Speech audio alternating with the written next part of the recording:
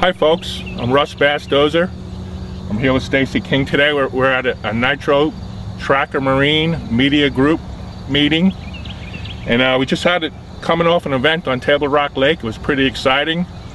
Stacey finished 6th. I had a great tournament, Russ. I had a kind of a 1-2 punch is the way I was fishing.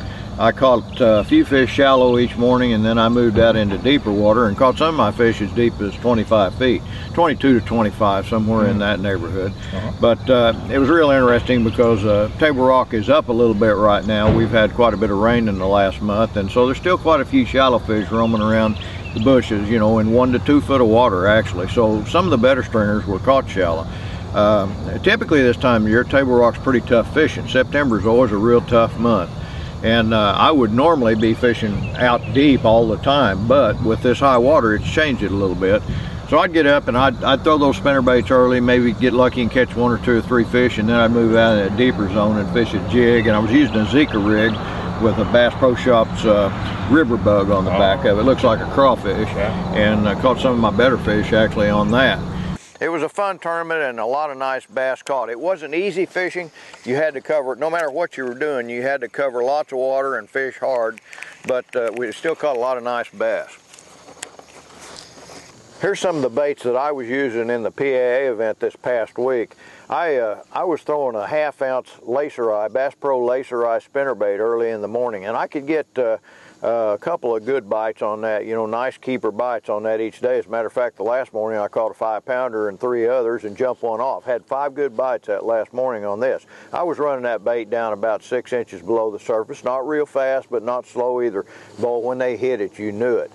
Some of the deep baits I was using was a Terry Oldham jig. This is a 1 ounce Terry Oldham jig, pointed nose jig, so it comes through that brush good. I was fishing a lot of standing old timber that was here before the lake filled, and I was also fishing some brush piles, and that jig comes through real good. And just a crawdad color with a Bass Pro triple ripple twin tail trailer on the back. That was real successful for me.